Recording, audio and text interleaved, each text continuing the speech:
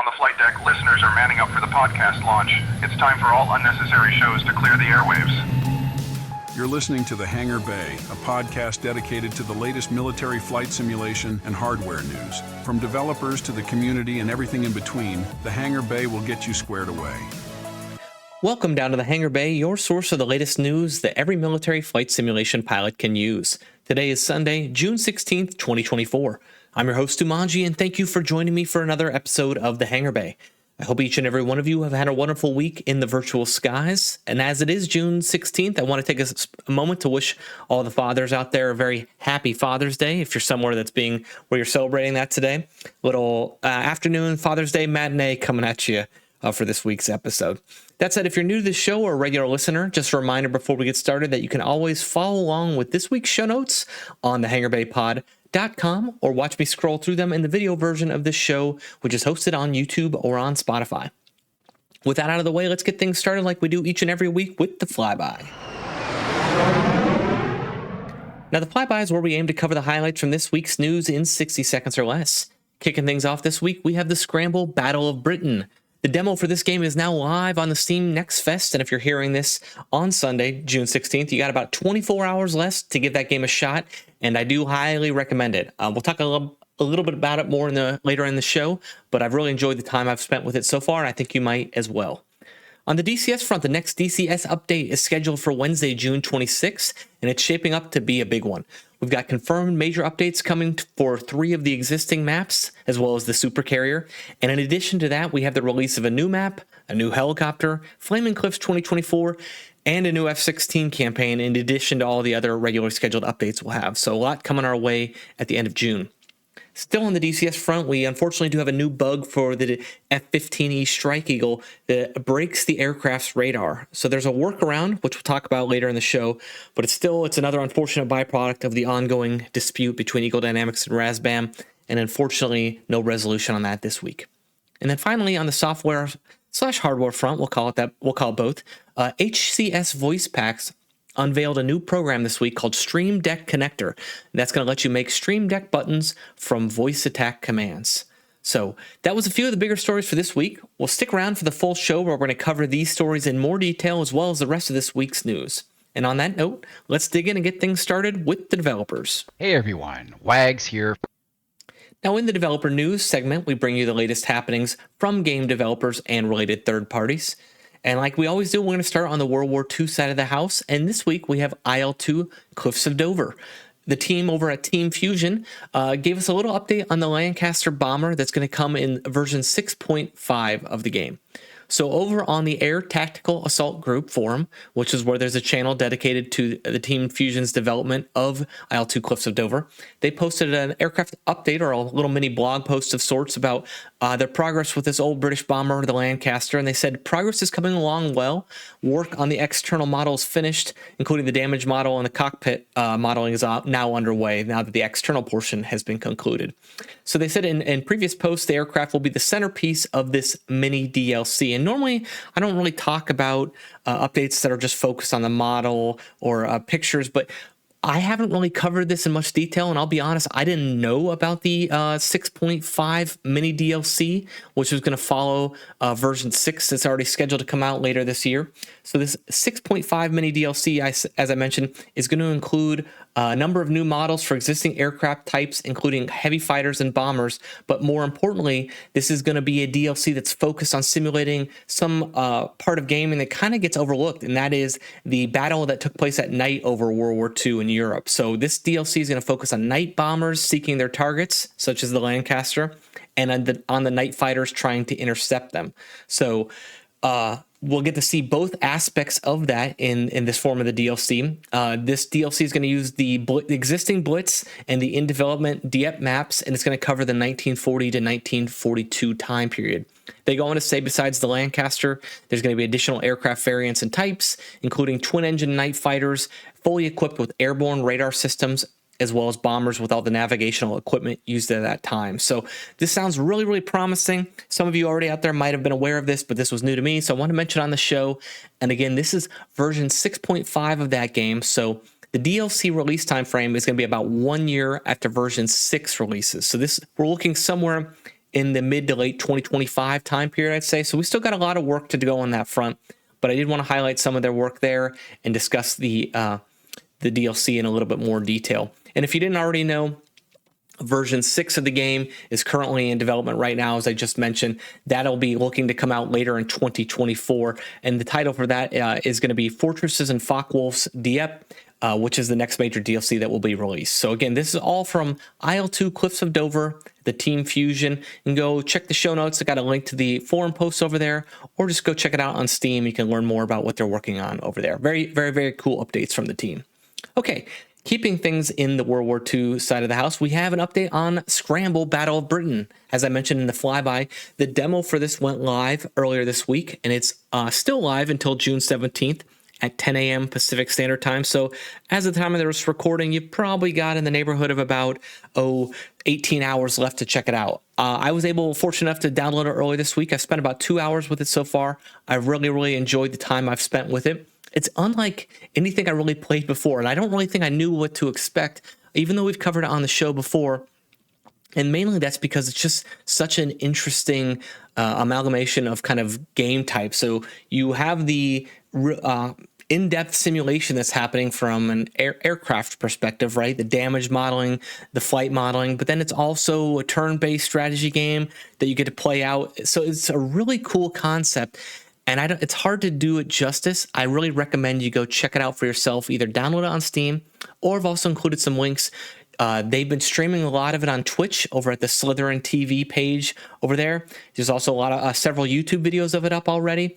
And then finally, if you prefer to read something about it, Skyward FM had a great impressions article. So Aaron Mendoza, aka Ribbon Blue over there, had a really, really good write-up. Recommend you check it out. And the one quote I wanted to pull out for you that he wrote was, quote, "At some level, it feels like it fulfills a missing element of air combat I would have wanted from a real-time strategy game. But at its core, it is in fact a combat flight simulator presenting itself in a way few have dared to try in the past. I am ready for more." I couldn't agree with more what Aaron wrote there. It really fills an area of gaming that I really don't think I knew I wanted to play, but I've really enjoyed my time with it. Again, I encourage you to check it out. It's something that I think will be interested to a lot of listeners in the show who are already interested in military flight sims. Okay, so again, that's Scramble, Battle of Britain. Check it out. All right, shifting over to the modern front, we got DCS, and boy, do we have a ton of DCS news for you. I've mentioned it over and over again over the last few weeks. The amount of content coming out for DCS in the May and June timeframe is unreal, and we're definitely not slowing down. If anything, it feels like we're accelerating as we get toward the end of the month here. So first and foremost, DCS came out with their newsletter at the end of this week, and the first thing that was covered in that was Flaming Cliffs 2024 is dropping in the next update. So again, this next update is tentatively scheduled for June 26th. I believe that's a Wednesday, so not this coming Wednesday, but the next Wednesday is when all this should be dropping. Okay, so Flaming Cliffs 2024 is the expansion to the existing Flaming Cliffs franchise. As we discussed on episode 14 in the show, Flaming Cliffs 2024 is going to expand the existing set of aircraft to include the F-5E, the F-86F, and the MiG-15. So again, these are kind of modifications of the existing high-fidelity aircraft. Eagle Dynamics has updated them to be less complex and easier to learn. And the goal there is to make them ideal for players who would prefer, a simpler version of the game experience. Now, they're going to be borrowing all the existing models, the professional flight models that are already in place from those high fidelity aircraft. So it's really just a simplification of the game flow there. So existing owners of the Flaming Cliffs 3 can upgrade for just $9.99, and they have till the end of July to do that. After that, the price is going to go up to $14.99. And then these 3 aircraft can also be purchased individually for $14.99, just like all the other Flaming Cliffs aircraft. So I think this is a great addition. Anything that provides a new on-ramp for new or existing players who just want a different aspect of playing the game. That's 3 aircraft you can pick up pretty cheaply. And I'm hoping to see that more people get invested in the F-86 and the MiG-15. That's a time period of the game I really enjoy. The Saber's a pretty cool aircraft. So perhaps we'll get to see some more Korean-focused campaigns in the future. Also in the newsletter, we learned a little bit more about the Super Carrier. The Super Carrier, a module that started off with such promise, and we haven't really had a lot in the development time over the last few years. Looks like it's about to receive a pretty significant update. The one update they highlighted in this newsletter, though, was related to the Air Boss. So they stated that this will be the first part of the long-awaited update to the supercarrier, and this interactive Air Boss view is going to allow you to directly control the supercarrier in both single-player and multiplayer. So what does directly control the carrier mean? Well, they said the features include steering the ship itself. So if you want to be the guy in your squadron, the guy or gal in your squadron, and turn the carrier into the wind, you can drive it, manipulate it wherever you want it to go. You can monitor the flight deck. You can adjust the ship lightings. You can monitor the airspace around the carrier, view information from the LSO platform. All in all, just have a view of everything going on topside on the carrier. The plan appears to be to deliver this in the very next update, and they said future plans, which they said, quote unquote, are coming soon, include the plane director feature. This is the one that I'm most interested in, that will help direct aircraft from their parking spaces to the catapult and from the landing box back to a parking space. They said this is functionally complete right now for single player, but they're continuing to work on the more complex task of adding that to multiplayer. Hopefully, we'll just see them kind of draw a line in the sand and be like, boom, this works for single player. Let's add that in as soon as possible. And then we'll get to the multiplayer when we get to it. But we'll see. They didn't get into too many details on that, but it sounds like at the minimally, we'll get the Air Boss feature in the next update. And then finally, another addition to come to DCS in the near future is the new launcher, which is kind of interesting because just last week we talked about a new DCS launcher that had just been developed by community member Rinsler on last week's episode. Well, Eagle Dynamics, I must have heard that, or they already had it baking in the oven, and they decided to one-up some things with their own launcher upgrade. So they highlighted this with an interesting screenshot, a few set of screenshots, and they go on to say their new DCS launcher will provide a more intuitive interface to set your options before starting DCS. So specifically, what we're going to be able to do is we can organize our modules. I'm hoping that means hide modules I don't already own. That'd be great. You can check for updates. You can change various settings all in this launcher before you launch into the game itself. It says this update is part of our ongoing efforts to improve the accessibility and functionality of DCS. We aim for the DCS launcher to be the focus for all DCS information, which is interesting. They said that hopefully will include documentation, training videos, and data related to liveries, joystick profiles, and more.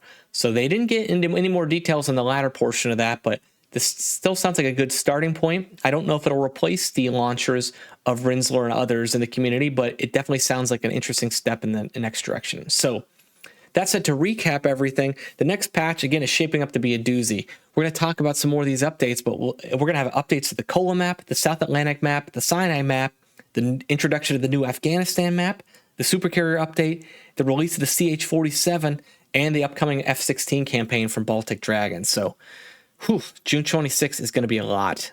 Prepare your hard drives accordingly.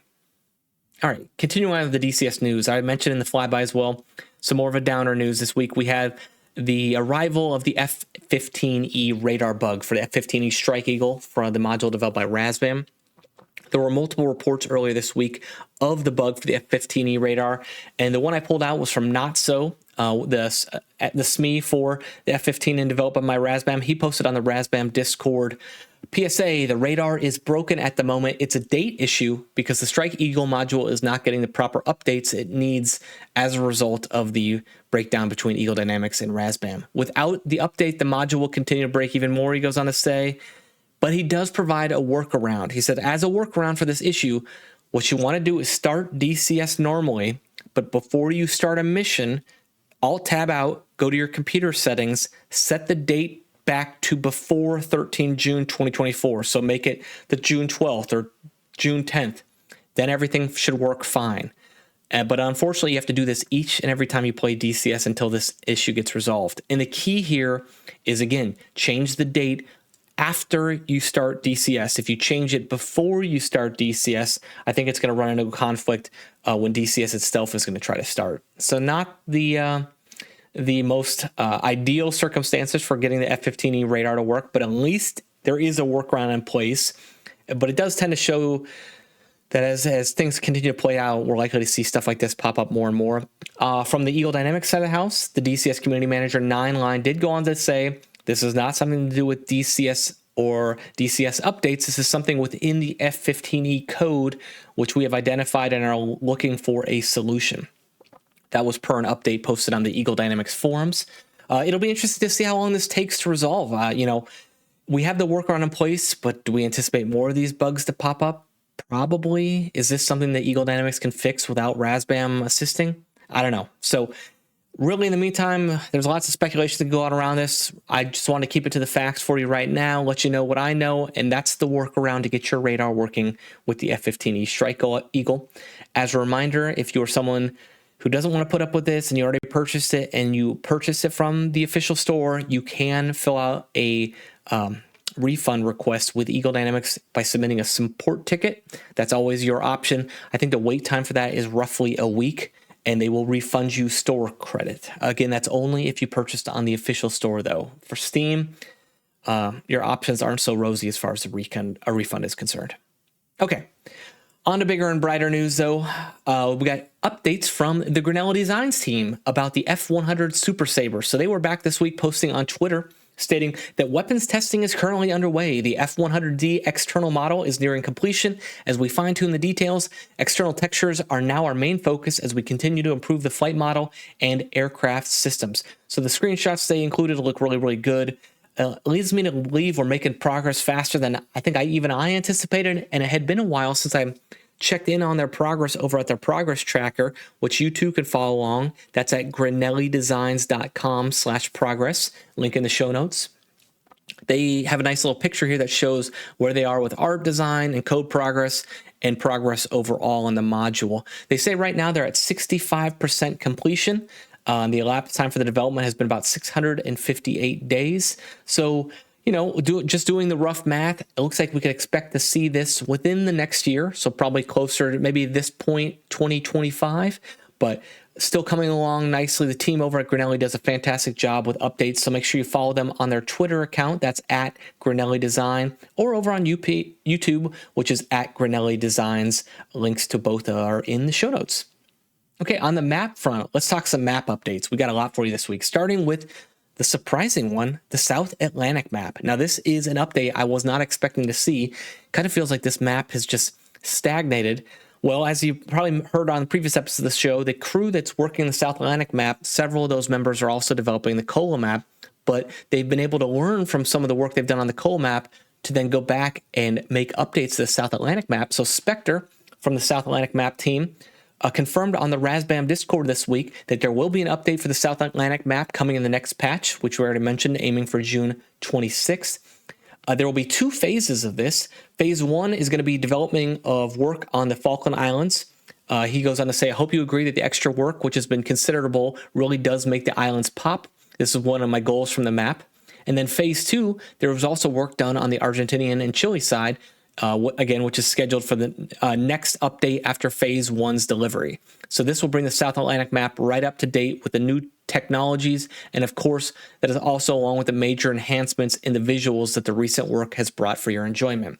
So looks like phase 1, I anticipate, is what we'll see in the next update. So maybe the updates for Falkland Islands itself. And then shortly after that, the next update that's going to come after the delivery. So maybe sometime in July, we'll see the updates for Argentina and Chile. Now, the pictures they've included with this, though, are fantastic. So highly recommend you pop over to the Razbam Discord server. I tried to look through them in the show notes, and they were working yesterday, but they appear not to be working today. But they have a bunch of beautiful before and after photos to showcase how a lot of the work they've done has come together over there. So that's one to keep an eye out for on the next update, and see. I'm sure there'll be a lot more pictures from content creators and all over the web, and we'll talk about it here on the show. But in the meantime, you can always find the map over on the DCS store or on Steam. It's currently selling for $56 US. And I think if we can see some of these updates come to light as they've the pre-release screenshot showcase, this map could be in for a nice resurgence, which would be wonderful to see. Okay, continuing on with DCS maps, we got an update on the COLA map. So per an Orbex team member over on their Discord, the new COLA release will be coming at the end of June, aka the previously mentioned June 26th we've been talking about. The features we're going to get in this next update include a complete set of winter textures, inclusion of SAM sites.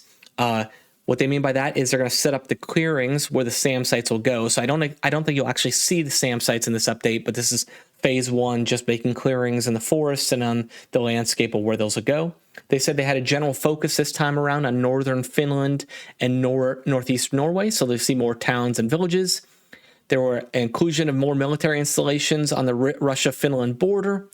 And they've also made changes to additional infrastructure around the map. They've optimized the surface mesh. They've fixed water depth around Polyarny. And then the one that sounds really cool, promising to me, is they made tree revisions. I know there were a lot of, let's call them complaints about the type, density, and distributions of the trees used on the map. Well, it sounds like they've done a lot of work to fix that. So no new airports, though, will be coming in this map. They said they are the focus of a follow-on release, which will come at the end of July, early August. But one upside of this, the winter textures, remember, that was a prerequisite for getting the new campaign from Baltic Dragon and Reflected Simulations. So with the inclusion of the winter textures, we'll be one step closer to getting both of those campaigns to come out for the Kola map. So promising work there. We'll keep an eye on the progress Orbex makes, but it's nice to see them already Johnny on the spot with some updates coming our way in a couple weeks.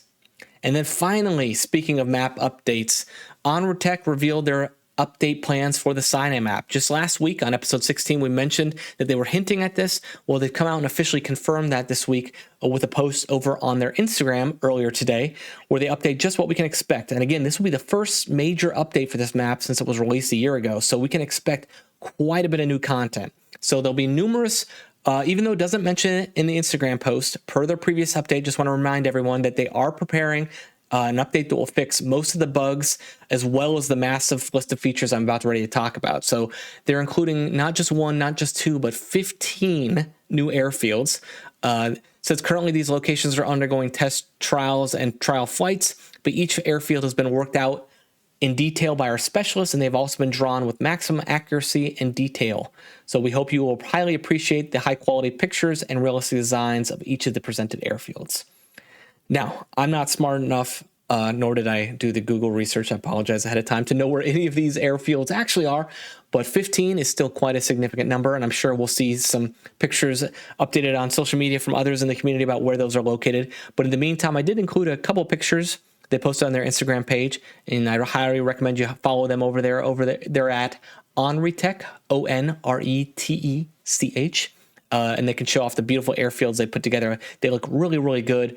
And if we combine that with some of the bug fixes they've got coming our way, this could be a whopper of an update. So while we've had to wait for it for a while, better late than never, and I'm glad we can get an update this big when it finally arrives. So yet again, another thing to look forward to on June 26th for DCS.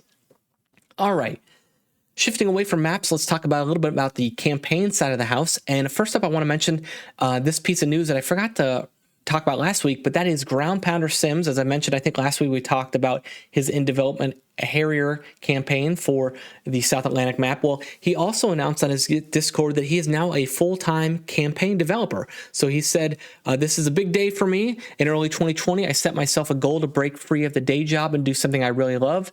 I dreamed that that thing could be DCS. And as of today, I have left my current job after 17 years, and now I'm a full-time DCS developer. He says, exciting times are ahead. We've got Last Out Weasels over Syria 2 is on the home stretch. That is his F-16 campaign. And then he's got the Falklands 14 campaign that I previously mentioned as well. And he goes on to say, I can now reveal that with the extra time I have for development, that a certain sequel to a certain Hornet campaign might also be in the works. So congratulations to Ground Pounder Sims. It's awesome when we can see members of the community able to channel their love for something that allows them to make a major life change such as this. I know his campaigns are really, really quality pieces of work. I've always enjoyed him. I should say I've always enjoyed his efforts, and it's great to see someone make their dreams come true in this way. So Ground Pounder, congratulations to you. Go ahead and follow Ground Pounder Sims on Instagram at Ground Pounder Sims, or you can follow him on YouTube at Ground Pounder Simulations 8317. And then finally, on the DCS front, campaign specifically, we got a new developer that I completely missed. So credit to Sergio Costa for bringing this to my attention via an article over on helisimmer.com. So he mentioned there's a campaign in development by Flying Psyching, a new development team with over 7 years of mission development experience. They are making a campaign for the UH-1 Huey that's called Peacekeeper Lebanon. So in this campaign, you're going to set in the 2006 post-war landscape of Lebanon. You're going to assume the role of a United Nations Interim Force in Lebanon helicopter pilot as you navigate through 13 diverse missions inspired by real events. So these will include troop transport, rescue missions, insurgent engagements, etc. The one interesting thing that he's going to try to go for, the team over there, I should say, is going to try to go for is decision making within certain missions. They mentioned that choices may alter the course of the campaign, adding to the depth and replayability. It's going to have your standard hundreds of pages of documentation, voiceovers, save game, checkpoint feature, and highly challenging missions. And then, of course, some unique skins to go along with the United Nations at a role for this particular campaign. So again, the only required modules are going to be the UH-1 Huey and then obviously the Syrian map. But that will be, again, in development by Flying Psyching. There's an interesting trailer to go along with it and showcase what we'll be getting up to. And you can follow the team over on YouTube at Flying Psyching 1840. And Psyching is spelled Cyking. So lots to look forward to in terms of this campaign. So if you're Hilo Bubba, man, what a time to be alive. New modules, new campaigns, all sorts of good stuff happening. So we covered a lot there on the developer side of the house. Let's go ahead and switch things over to the hardware side now. Flight controls. Flight controls. If you can move it, toggle it, push it, or rotate it, hardware news is where we're going to talk about it. And this week we have HCS voice packs integrating voice attack with Elgato Stream Deck. So if you haven't heard of HCS voice pack or voice attack, what am I even talking about? Well, voice attack is a software platform that's really designed around the idea of if you can say it, you can command it in game.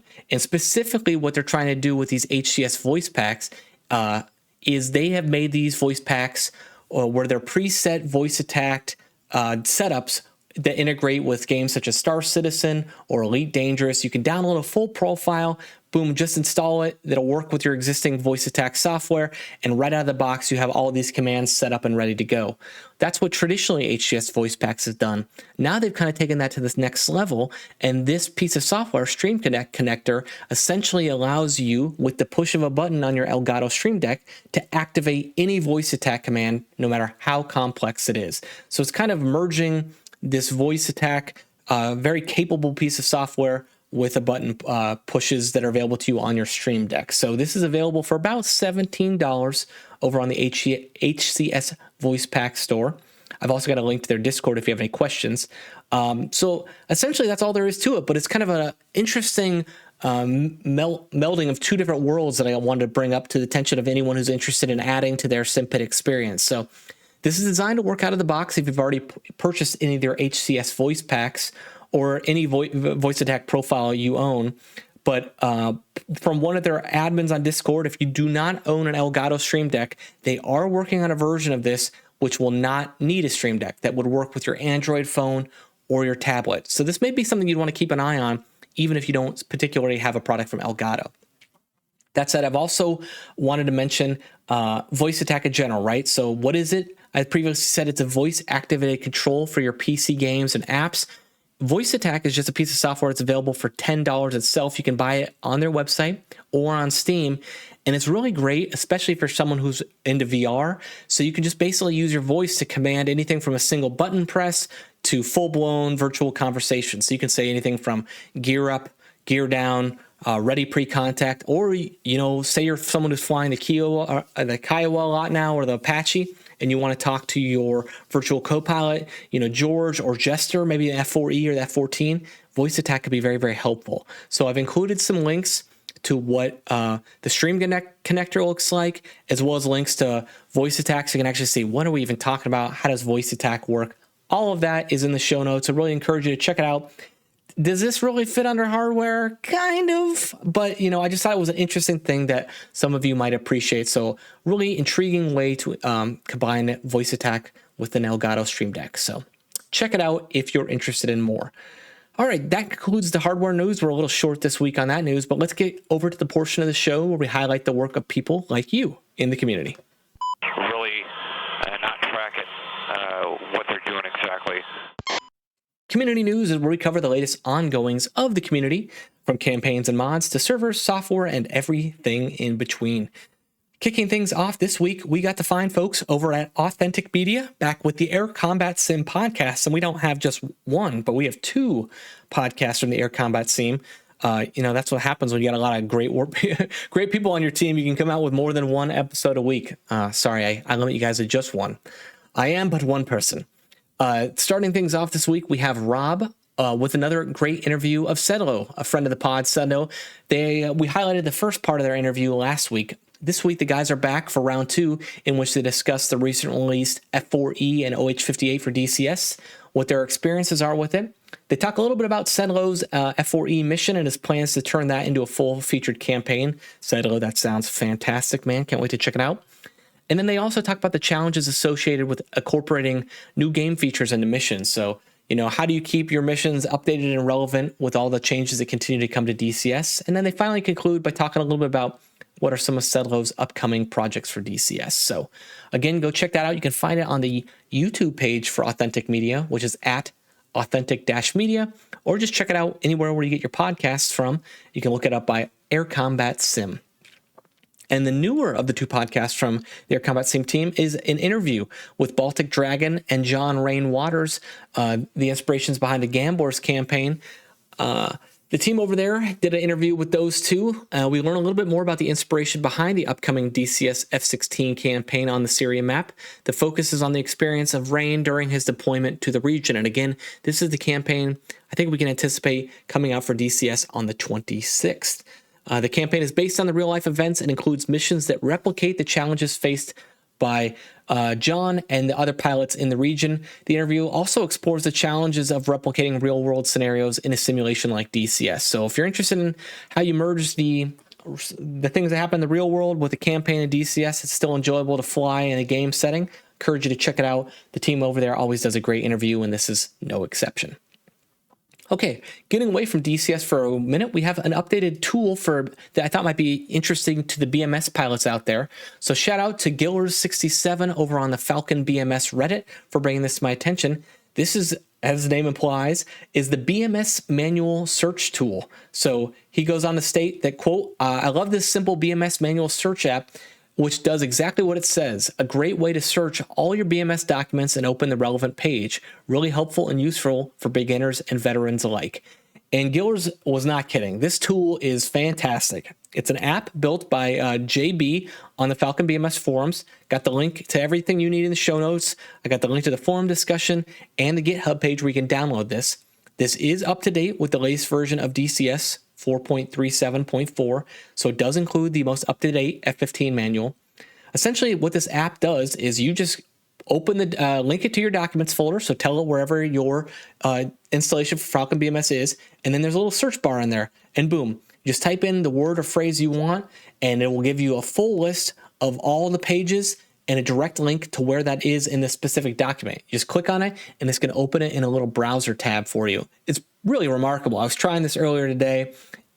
Having something like this for DCS would be fantastic, right? You're in the cockpit, you got your checks guide open, and you're like, oh man, where's the section on the GBU-12, or how do I know what I want to do for this bomb setting? Boom, just type in the word you're looking for, and it goes right there. And I can only imagine in DCS the integration with some of the technology that Heapler has been putting out with their F4E. You could even have this show up right on your kneeboard. But anyway, this is a BMS discussion, so we'll focus it there for right now. To me, this is a must-have for any BMS pilot, especially those that are just getting started, or if you're like me, you've jumped in and out and you never remember what you're supposed to do. Go check this out. Again, I think the actual name for the software is BMS Manual Finder, but I've got links to everything you need. It's a great little search tool, and I got a little screenshot of what you'll encounter once you load it up. But credit to JB, the developer, and again, thanks Skillers67 for bringing this to the community's attention. Well done to you. Okay, moving things back to the DCS side. We kind of talked about this in the earlier news with the launcher update for DCS, but I did want to give a shout out to Rinzler, who in 1 week already made updates to the Flight Deck Smart Launcher that we discussed last week's show. So this quick recap, Flight Deck is a launcher for DCS that has additional functionality to make managing DCS a little easier. It allows you to easily organize and access your kneeboards, keep DCS updated, and change graphics settings. So while some of this functionality is going to be built into the new launcher that DCS is making, Rinzler does have a lot of interesting things here that I still think are worth your attention until these features get implemented into the DCS launcher. So got a direct link to where this update is on the Reddit page, as well as to where you can get this on the GitHub repository. And over there on the GitHub, Rinzler's all got all the instructions you need to know how to get this thing working. But the major update this week that I thought might interest a lot of you is the Startup tab. So they've added that to the Flight Deck launcher. This allows users to add up to 10 paths and have Flight Deck launch them before DCS launches. So what do I mean? So you can link or specify the file path to other pieces of software that you want to open before DCS opens. So imagine you'd add things like SRS, then Voice Attack, then Track IR or whatever head tracker software you use, then maybe Sim Shaker if you got like a seat pad or a butt shaker, and then your own scripts. And you can set up a wait time to give each app a certain amount of time to launch before it loads. And then boom, you just hit launch. All of these software programs will actually then open before DCS launches. So it's kind of like a one-stop shop for everything you need to hit, run DCS. Just hit one button and you're good to go. There's also optional inputs where you can terminate these apps after DCS exits. So not only will it launch the programs, but it will close them for you. And he's also added the option to run any of the aforementioned apps as admin if there's a program that requires it, for example, SRS. And then Rinzler even mentioned that the next update will also add an option to clear your FXO and meta shaders folders in the upcoming release. I know a lot of users recommend doing that anytime DCS updates for performance improvements.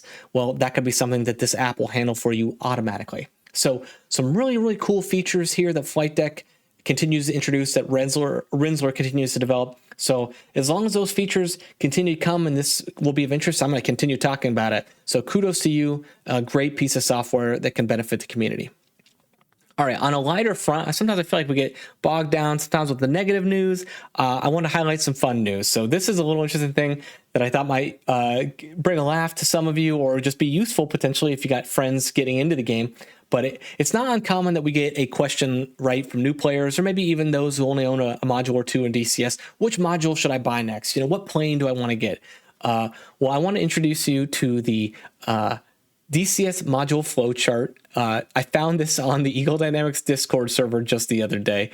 This is probably one of the funnier flowcharts I've ever seen. It's just a choose your own adventure diagram, if you will, where you start at this one button at the top of this diagram, and then you just follow the flowchart, answer kind of single yes/no questions, and which direction do you want to go to make a decision path to ultimately end up at what aircraft you should buy next. So I'm sure all of you have seen something like this before.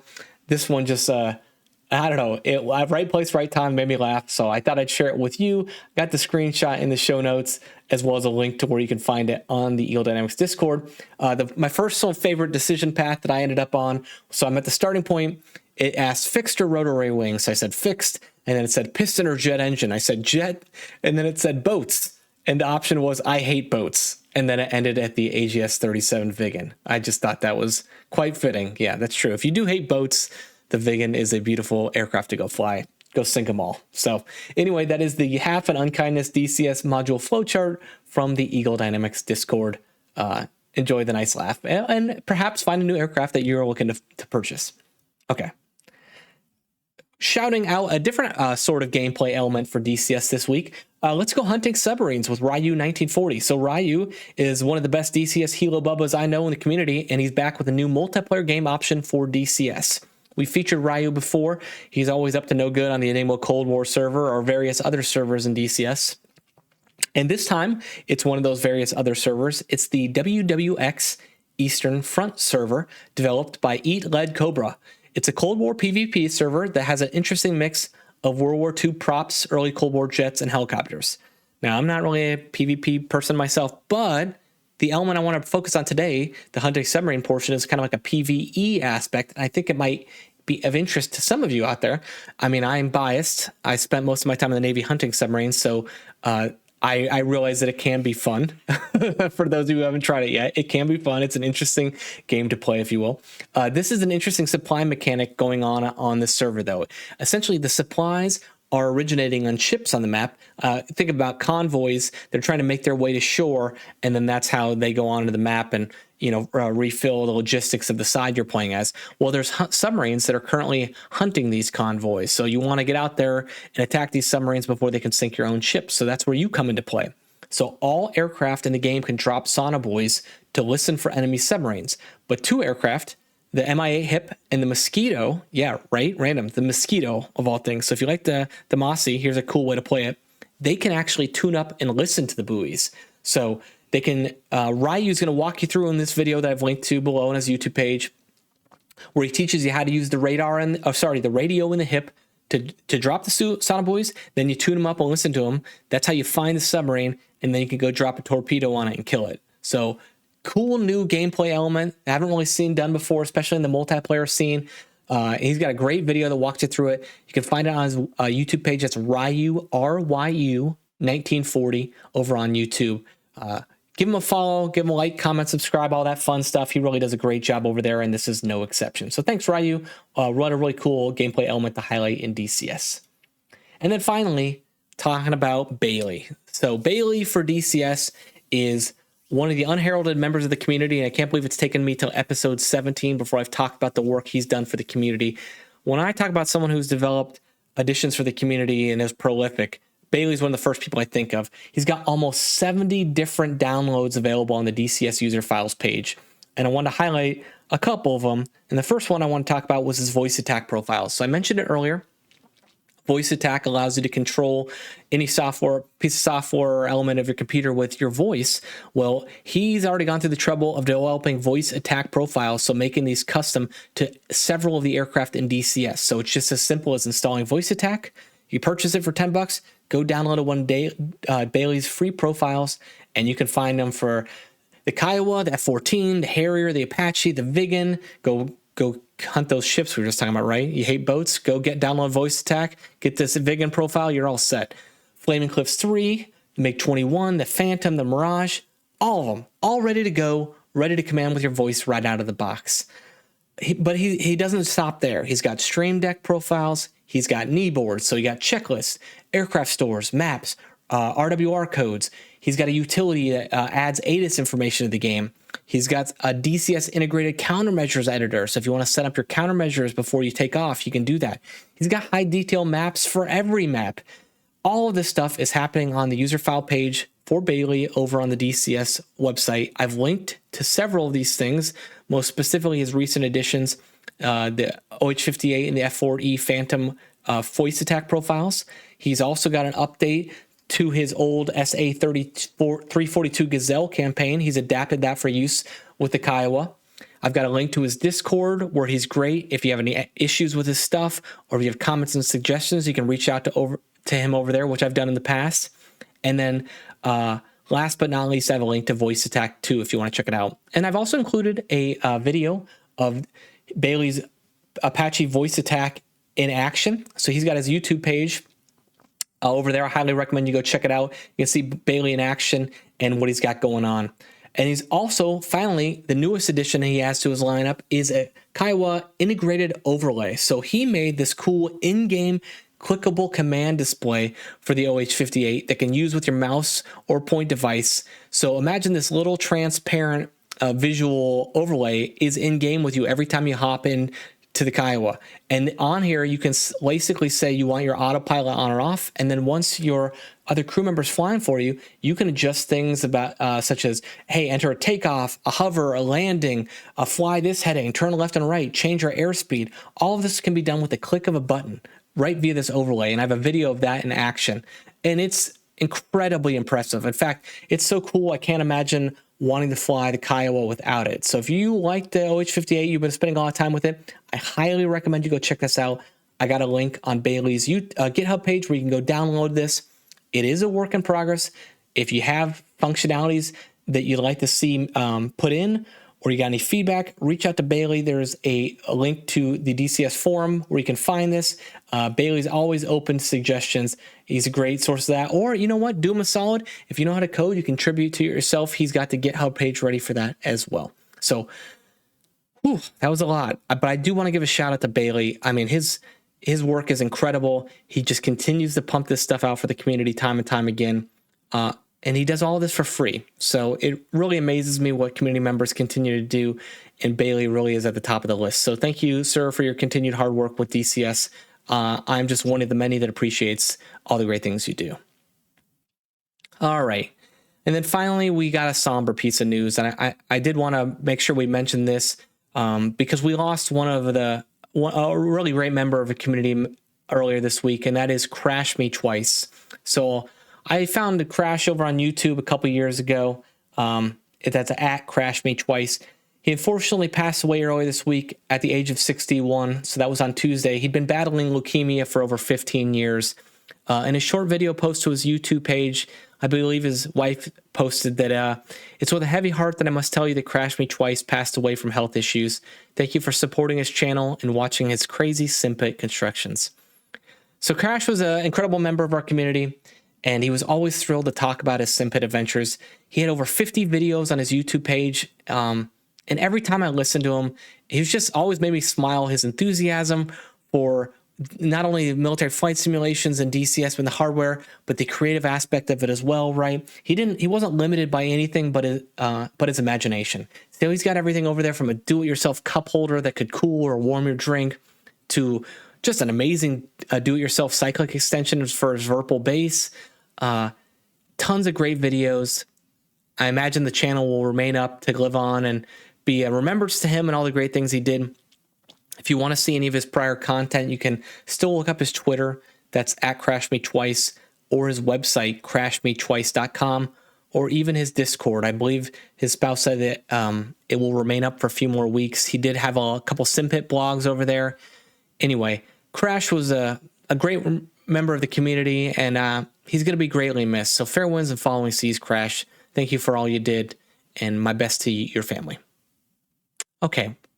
And moving on from there, I don't really know how we do make an easy transition other than to say, let's honor his memory by continuing on with the show and talking about the great works of other members of the community by shifting over for one final time for the user content of the week now. They blew themselves up. They just blew themselves up.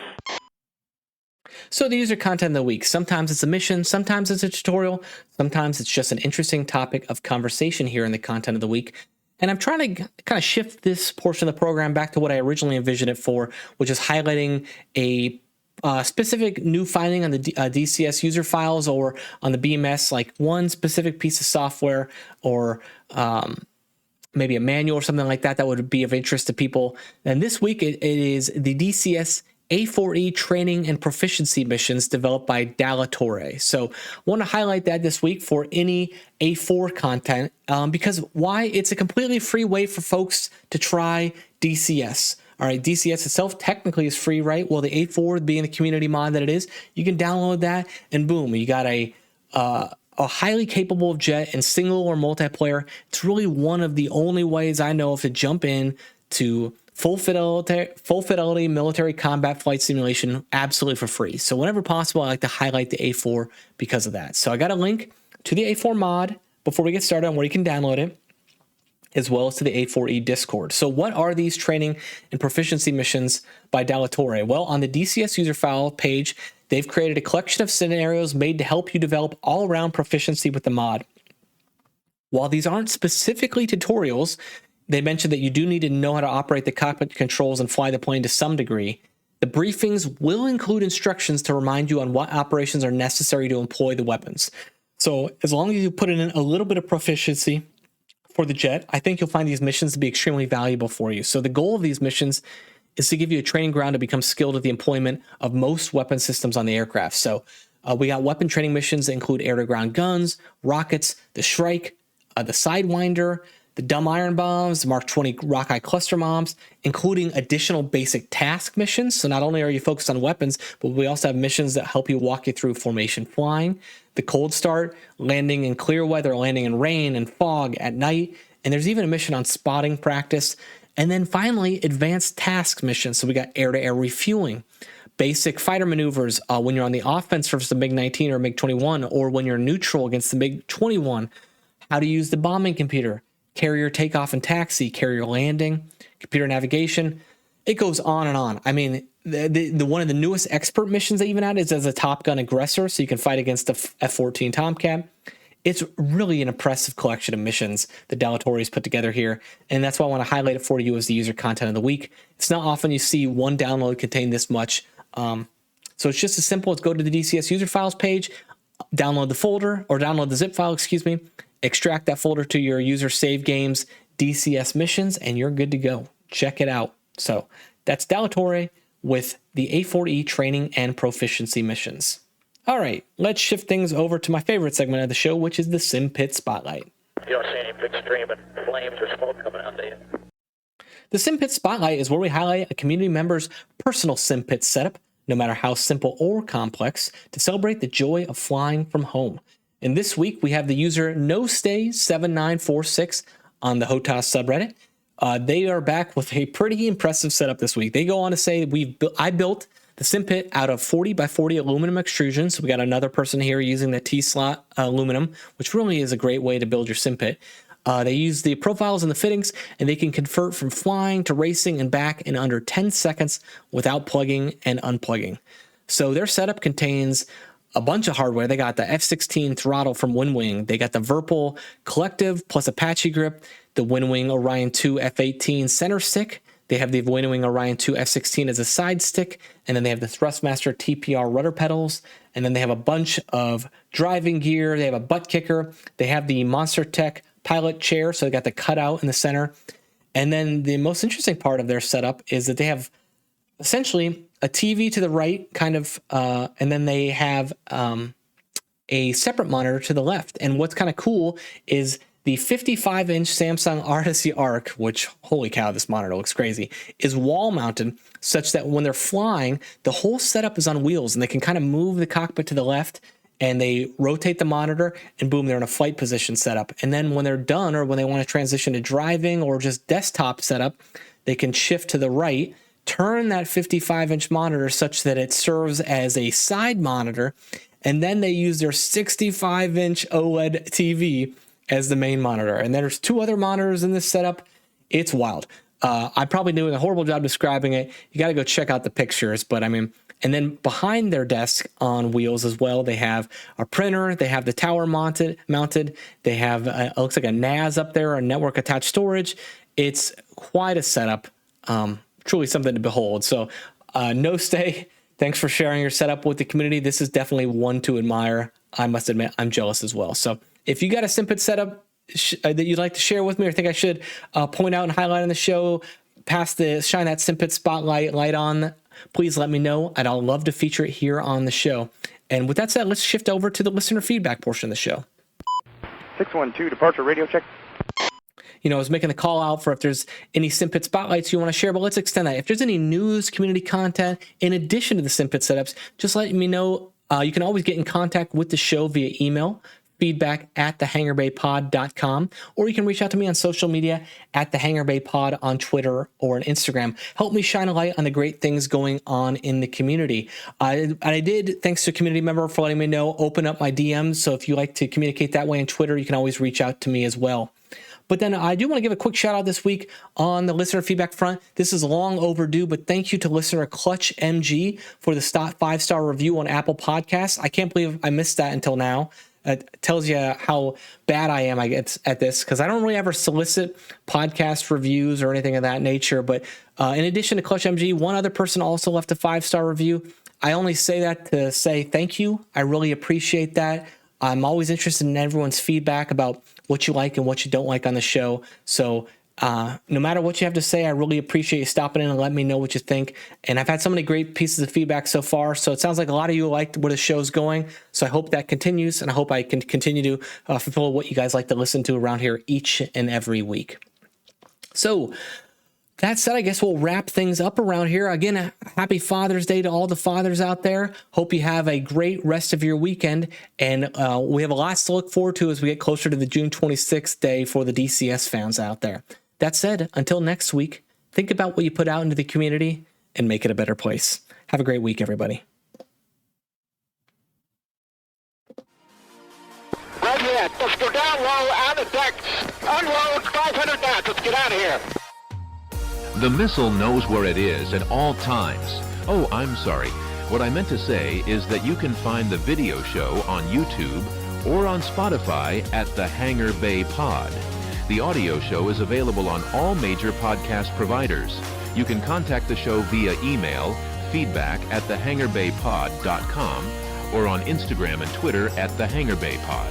Show notes and links to everything discussed on this week's show are available at thehangarbaypod.com. It takes a lot more than just fancy flying.